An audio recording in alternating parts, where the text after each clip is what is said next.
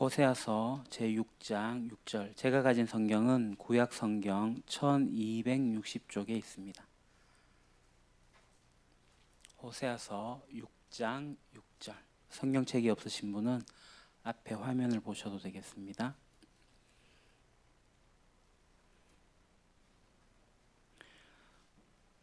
호세아서 6장 6절. 우리 다 같이 한번 봉독할 때 연이어 3번 같이 한 목소리로 봉독하도록 하겠습니다. 나는 인애를 원하고 제사를 원하지 아니하며 번제보다 하나님을 아는 것을 원하노라. 나는 인애를 원하고 제사를 원하지 아니하며 번제보다 하나님을 아는 것을 원하노라. 나는 인애를 원하고 제사를 원하지 아니하며 번제보다 하나님을 아는 것을 원하노라. 아멘. 하나님은 인간을 창조하셨습니다. 하나님 인간을 창조하실 때 어떻게 창조하셨죠? 하나님의 형상으로 창조하셨죠.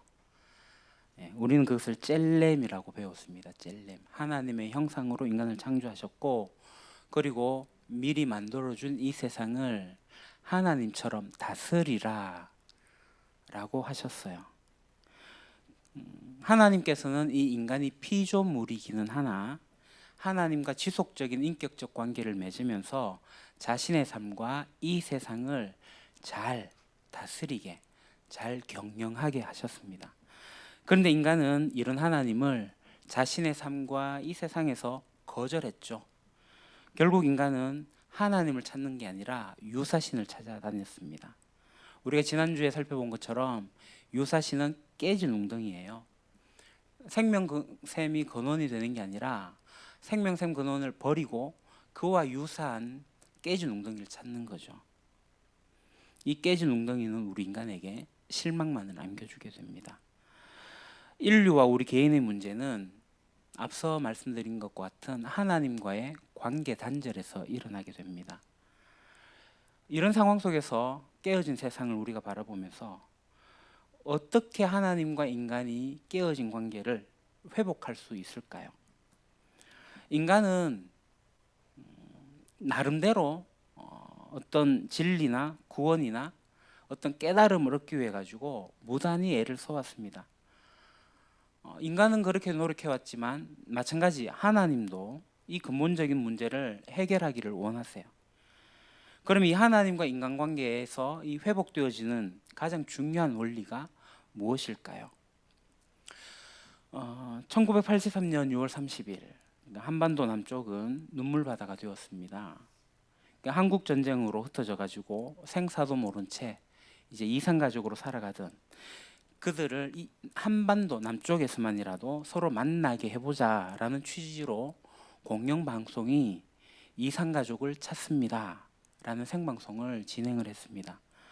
그해 11월 14일까지 138일 총 453시간 45분 세계 최장 연속 생방송을 하게 되었죠.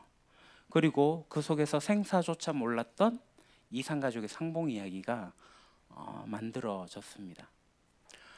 잃어버린 가족, 그들을 찾으려는 애끓는 이야기, 극적으로 상봉하는 모습이 이 지상파를 통해서 전국에 생중계되었고 사람들은 퉁퉁 부어 오른 눈으로 아침을 맞고는 했습니다.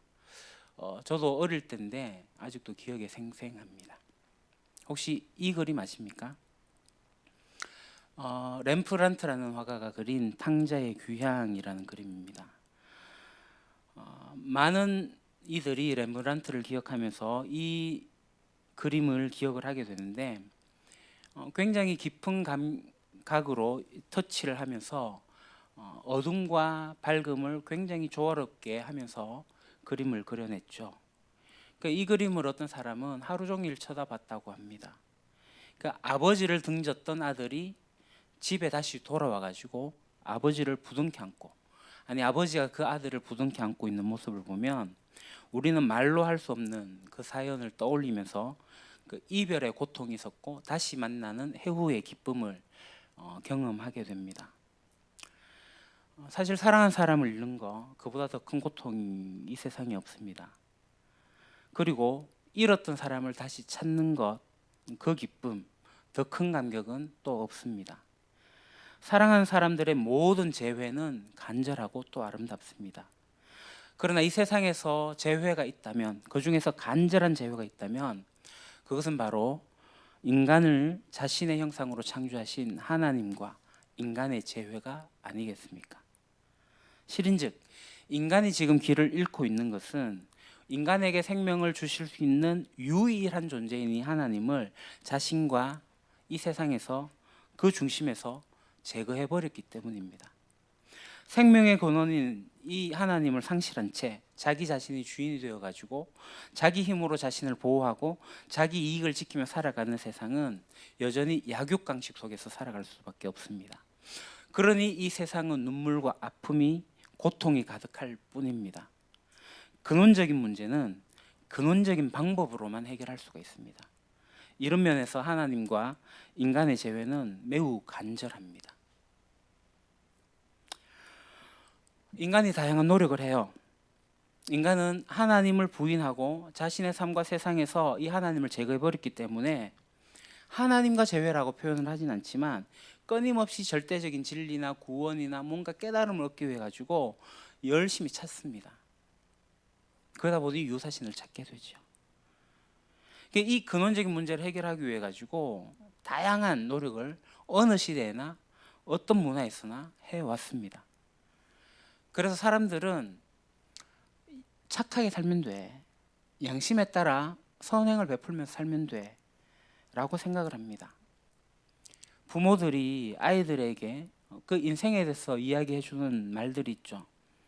다른 사람 해코지 하지 말고 살아, 너 착하게 살아야 돼.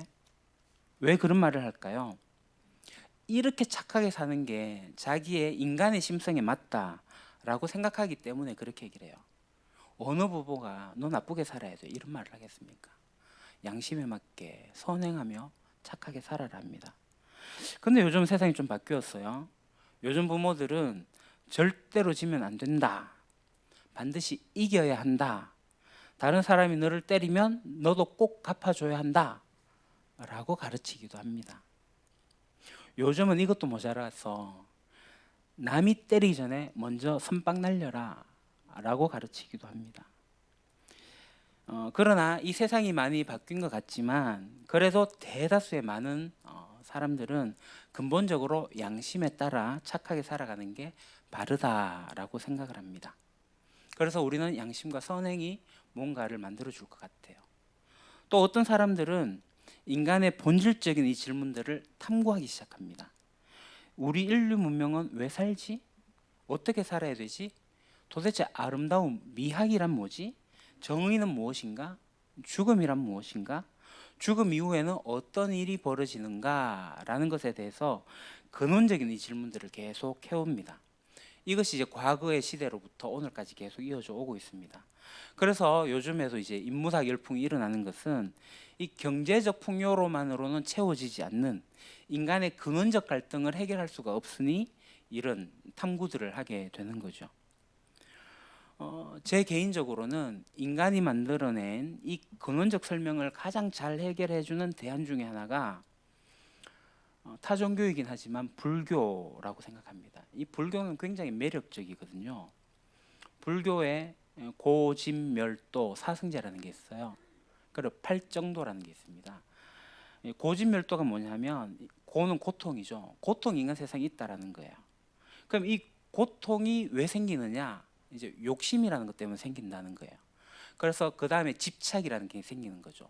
욕심이 있으니 고통이 생기는 거예요. 고진멸도, 멸, 그 고통, 그렇죠. 이 욕심을 버려버리면, 멸해버리면 도에 이르게 된다라는 겁니다. 이 고통으로 가득한 세상에 집착을 통해서 그것을 멸하여 버려서 깨달음의 경지에 이르게 되는 걸 우리는 해탈, 그러니까 용맹정진해가지고 그 해탈에 이르기를 원하면서 간절하게 진실함으로 발견하게 되죠.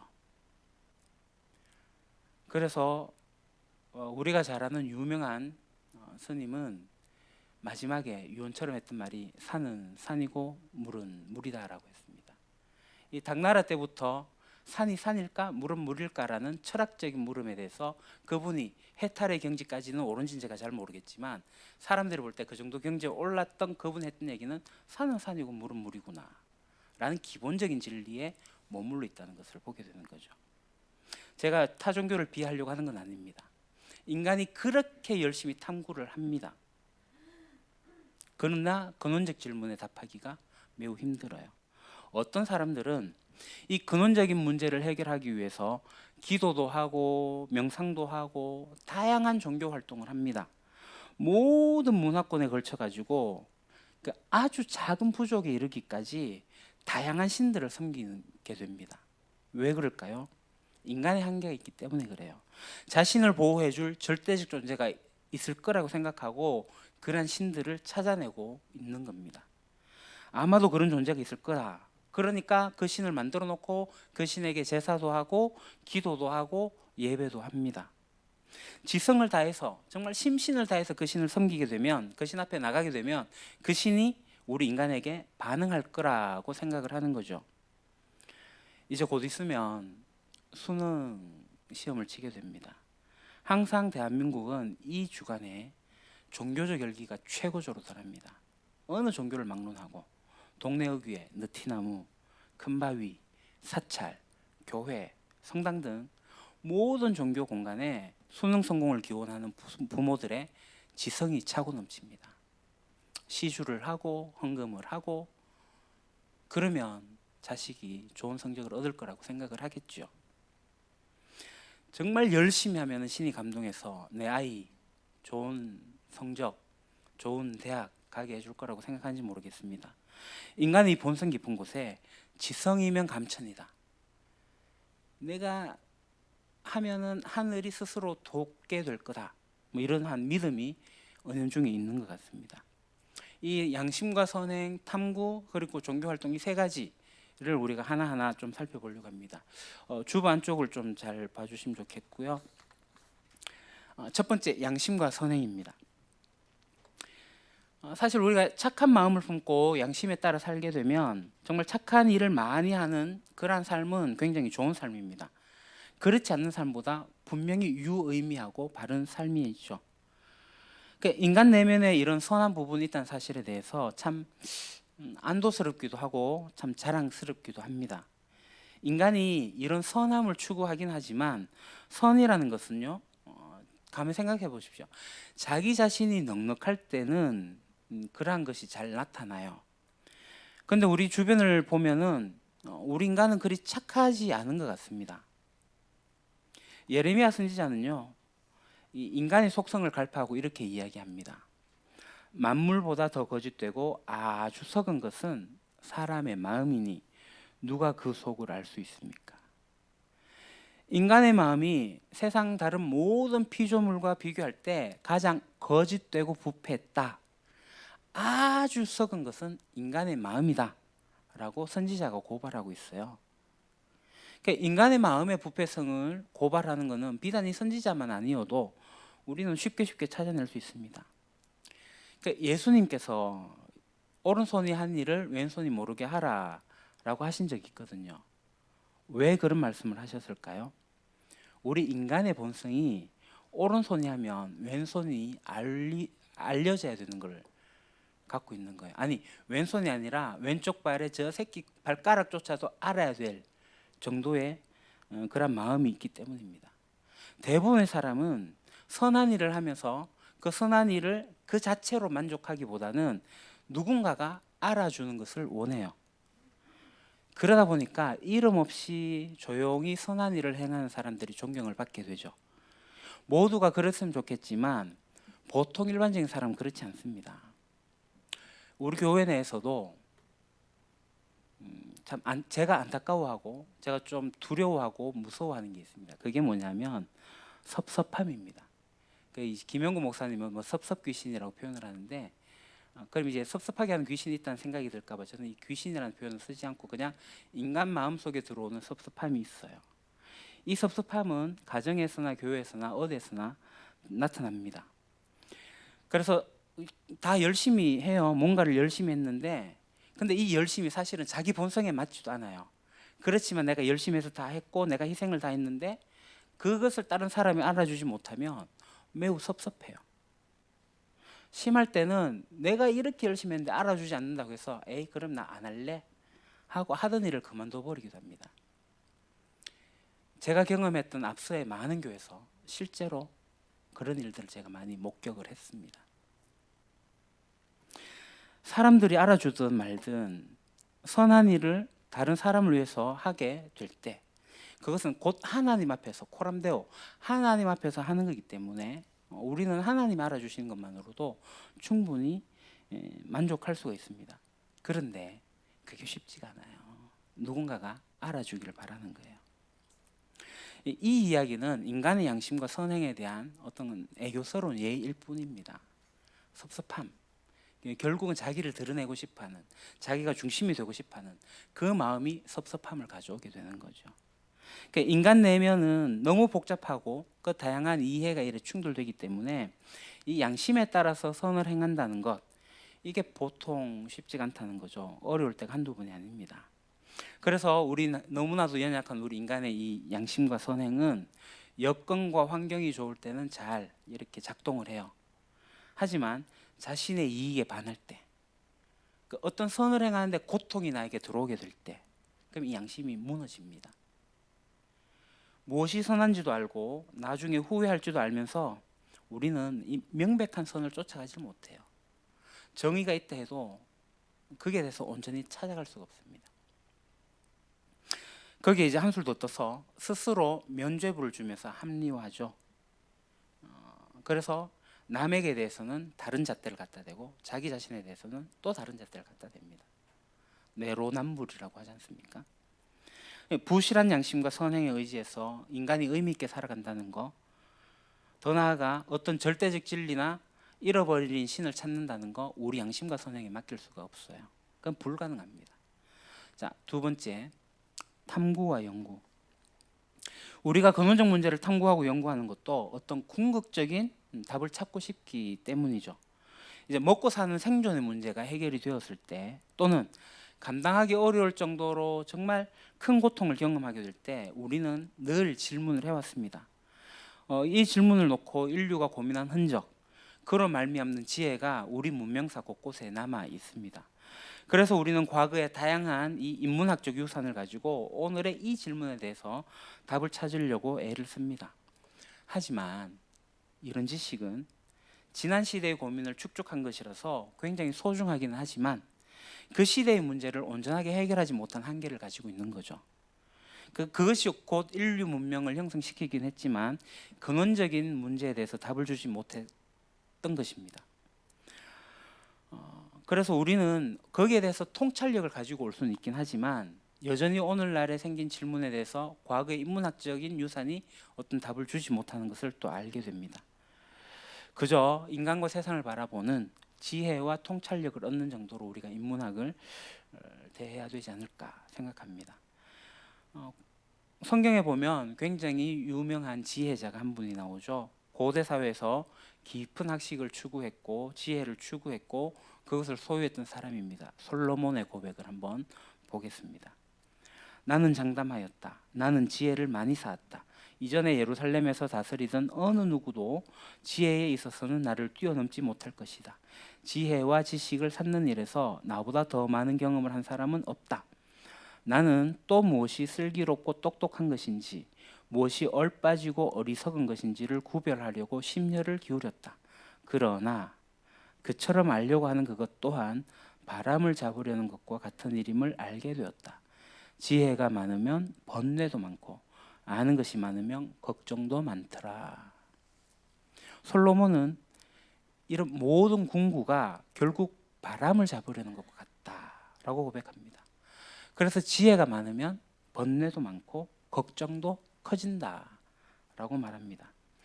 사실 이런 모습이 오늘날 지식인들에게도 나타납니다.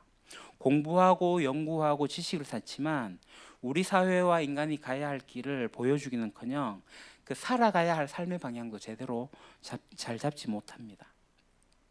사회 현상이나 자신의 논증 분야에 대해서 전문 분야에서 잘 분석하고 논증할 수는 있긴 하지만 자기의 지식과 자신의 삶이 따로인 경우가 적지 않습니다. 지식인은 어느 사회에서든 자기들이 감당해야 할 역할들이 있습니다. 그들은 적어도 자기 전문 분야에서 깊은 지식을 보유하고 있으면서 그 지식을 중심으로 다른 영역들과 통합하여서 이 세상을 해석하고 비판하면서 대안들을 제공했어야 합니다. 그런데 역사 속의 지식인들을 보십시오. 적지 않은 경우에 그들은 비겁했습니다. 결정적 순간에 나서지 않았습니다. 차라리 공부가 부족했던 사람들이 용기를 내서 용감했던 경우를 우리가 역사에서 볼 수가 있게 됩니다. 지식인들은 그들이 가진 지식 때문에 번뇌도 많고 고민도 걱정도 많습니다. 과거뿐 아니라 현재도 자신의 탐구와 연구로 세상을 이롭게 하기보다는 자신을 이롭게 하고 세상에 정의를 세우기보다는 곡학아세하는 일들이 비일비재합니다. 그러니까 인간의 연구와 탐구로 과연 이 근본적인 문제를 해결할 수가 있겠습니까? 그 다음 세 번째입니다. 기도와 종교행위. 인간이 이 근원적인 문제를 해결하기 위해 가지고 매진하고 또 하는 그러한 행동 중에 가장 대표적인 게 바로 기도와 종교행위죠. 신을 상정하고, 그러니까 없는 신을 만들어내서 그 신을 향하여 제사하고 기도하고 예배하는 행위들을 하면서 그 신에게 자신을 알리고 자신의 소원을 이루려고 하는 종교는 범인류적으로 나타납니다. 많은 사람은 이 기독교도 같은 맥락에서 이해를 해요. 그런데 성경의 하나님은 오늘 본문에서 선지자를 통해서 뭐라고 말합니까? 내가 바라는 것은 변함없는 사랑이다. 제사가 아니다. 불살라 바치는 제사보다 너희가 나 하나님을 알기 원한다. 야고보서에서는 하나님 아버지께서 보시기에 깨끗하고 흠이 없는 경건은 고난을 겪고 있는 고아들과 과부들을 돌보아주며 자기를 지켜서 세속에 물들지 않게 하는 것입니다. 성경에 나온 하나님은요, 이 종교적 행위를 별로 좋아하지 않았습니다. 당시의 전형적 제사가 번제였지 않습니까? 그러니까 제물을 불살라 드리는 이 제사보다 더 중요한 게 있다라는 거예요. 선을 행하지 않고 나오는 그러한 종교적 행위는 하나님께서 오히려 혐오한다고까지 했습니다.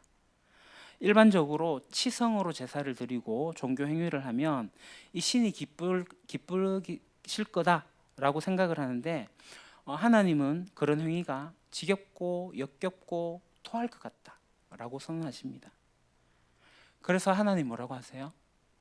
내가 바라는 것은 변함없는 사랑이다. 제사보다 하나님을 알기를 원한다 라고 말씀하십니다. 그러니까 성경에 하나님이 원하는 게 뭡니까? 신에게 자신이 원하는 바를 들어주도록 만드는 그 종교 행위가 아니라 하나님을 알고 그 하나님을 변함없이 사랑하는 겁니다. 하나님은 인간의 종교 행위가 결국 자기 자신을 위한 것이지 진정으로 어떤 절대적 진리나 선 또는 신을 위한 것이 아니라고 책망하기도 합니다.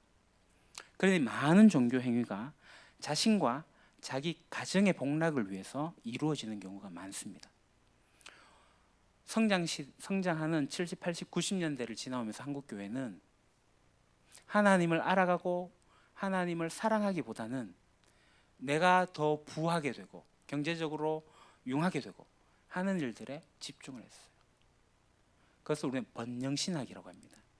미국에서 들어와서 예수 믿으면 복 받는다. 예수 믿으면 부자 된다. 예수 믿으면 건강이 회복된다. 틀린 말은 아니지만 맞는 말도 아닙니다. 이런 종교 행위가 결국은 자기 자신을 위해서, 나의 가정을 위해서 하는 거거든요. 그러니까 이것이 인지상정이니까 너무 비판할 수는 없습니다. 그러나 신으로부터 무언가를 얻어내려고 하는 이 간절한 행위, 이 종교 행위는 기도로 또는 어떠한 행위로 그 절대적 진리나 어떤 신을 알기는 어렵습니다. 설사 인간의 어떤 지성에 신이 간복해서 소원을 성취해 주는 그런 신이 있다고 하더라도 그 신이 막연하기 때문에 그 막연한 신에게 지성을 바치는 것은 어렵습니다. 그래서 신을 통해서 어떤 삶의 의미를 제공받는다는 것, 어떤 진리에 이른다는 것 어렵습니다. 종교적 행위로 신을 찾는 것, 인간의 다양한 노력에 한계가 있게 되는 거죠. 여러분 한번 생각해 보십시오. 신이 있다면 그 신은 우주보다 커야 됩니다. 최근 과학 이론에 의하면 우주는 지금도 팽창하고 있습니다. 이 우주는 137억 년 전에 만들어졌다고 합니다. 그러니까 우주가 시작된 시점이 있다면 신은 그 이전에 존재했어야 합니다. 또한 지금도 팽창하는 우주를 만들고 있다면 신은 그 우주 밖에서 우주를 만드셔야 됩니다. 우주 속에 숨어 있는 우주보다도 작은 신, 이 신은 절대적 신이 될 수가 없습니다. 우리 인식의 능력에 한계가 있어서 연구와 탐구로 신을 만난다는 것은 힘듭니다. 신을 내가 원하는 방식으로 움직이려고 하는 이 종교 행위, 마치 요술램프의 지니처럼 내 맘대로 그 신을 움직이고자 하는 그런 것은 살아있는 참된 신을 찾기가 힘들죠. 한계가 있는 우리의 선행과 부패한 양심으로 신을 찾기는 또 더더욱 어렵습니다. 인간의 능력 밖에 있는 신을 찾아서 알려고 하는 인간의 노력은 가상하긴 하나 과연 신을 어디서 찾을 수 있겠습니까? 이 인간의 노력에는 한계가 있습니다. 그렇다면 하나님은 어떤 마음을 가지고 계실까요? 하나님을 떠나서 자기 자신을 주인으로 삼고 있는 이 인간과 그것 때문에 깨지고 상할 수밖에 없는 이 세상을 바라보면서 하나님은 어떤 마음을 가지실까요? 어떤 반응을 보이실까요? 당신의 사랑과 호의를 거절하고 자신을 배신한 그 인간들이 겪는 고통을 보면서 그거 당연하지, 나를 버렸으니까 그거 고통받는 거 당연해, 그건 인과응보야 라고 하면서 이 아픔과 슬픔이 가득한 이 인간사를 그냥 무심하게 바라만 보고 계실까요? 아니면 하나님은 하드디스크를 포맷하듯이 깨지고 망가진 세상을 확 뒤집어 가지고 다시 시작하실까요? 그렇지 않습니다. 인간은 인격적으로 창조된 존재이기 때문에 하나님은 우리 인간을 기계적으로 다루지 않으십니다. 정치적 강자나 강대국 또는 모든 이에게 존경을 받는 어떤 철학자나 위대한 가문을 일으켜서 그렇게 세상을 바꿀 수 있을 것 같기도 하지만 하나님 그렇게도 하지 않으십니다. 강대국과 위대한 사람들은 자신에게 주어진 힘으로 약자들을 보호하기보다는 오히려 기득권층을 위하기 때문에 하나님은 그렇게 일을 하시지 않으셨어요. 그러면 하나님이 이 세상의 모든 사람에게 나타나셔가지고 각 개인이 겪고 있는 고통과 어떤 것들을 해결해 주면서 특별한 종교적 체험을 하게도 하실 수 있었는데 그렇게 하지도 않으셨어요. 하나님이 인간을 조작해가지고 자기를 따르게 하려고 했다면 처음부터 하나님은 인격적으로 인간을 만들지 않으셨겠죠. 기계적으로 만드셨겠죠. 로봇처럼. 만약에 하나님이 각각 개인들 다 찾아가셔서 만나가지고 그렇게 했다고 하면은 이 세상에는 우리 인구수만큼의 종교가 발생할 겁니다. 다 자기 멋대로 자신에게 나타난 신이 참된 신이라고 주장할 가능성이 농후합니다. 하나님을 떠나서 깨어지고 고통이 가득해진 이 세상을 치유하기 위해서 그럼 하나님이 도대체 쓰신 방법이 뭡니까? 강자나 위대한 자를 쓰시지도 아니하고 모든 이들 다 찾아가지도 아니하고 하나님은 이 근본적인 원인인 하나님과 이 관계를 회복하기 위해 가지고 사랑하는 관계를 회복시키셨어요. 사랑하는 관계. 그래서 하나님 택하신 방법이 뭡니까? 한 사람을 찾아가서 인격적으로 반응할 기회를 주시는 겁니다. 이 사건을 통해서 하나님은 완전히 깨어진 세상을 회복하는 일을 시작을 하신 거예요. 하나님과 인간이 관계를 맺는 인격적 관계의 매우 중요한 원리를 한 사람을 통해서 보여주셨는데 그것이 창세기 12장에 나옵니다. 주님께서 아브라함에게 말씀하셨다. 너는 네가 살고 있는 땅과 네가 난 곳과 너희 아버지 집을 떠나서 내가 보여주는 땅으로 가거라. 내가 너로 큰 민족이 되게 하고 너에게 복을 주어서 네가 크게 이름을 떨치게 하겠다. 너는 복의 근원이 될 것이다. 너를 축복하는 사람에게는 내가 복을 베풀고 너를 저주하는 사람에게는 내가 저주를 내릴 것이니 땅에 사는 모든 민족이 너로 말미암아 복을 받을 것이다. 이 아브라함은 하나님을 제대로 알지 못했어요. 하나님에 관해 안다는 것 자체가 불가능합니다. 하나님은 너무 크신 분이라서 이 인간의 지식으로 그 인지 범위 안에서 하나님을 다 담을 수가 없죠. 그렇지만 하나님은 한 사람을 택하셔가지고 그에게 찾아가서 말씀하셨어요. 내가 너를 통해서 이 세상을 변화시키려고 하는데 그러면 너는 지금 너의 안전지대를 떠나야 돼. 너의 아버지 집과 본토와 떠나라. 내가 지시할 땅으로 가라. 그렇게 얘기해요. 다시 말하면 나만 믿고 따라와 라고 말씀하셨어요.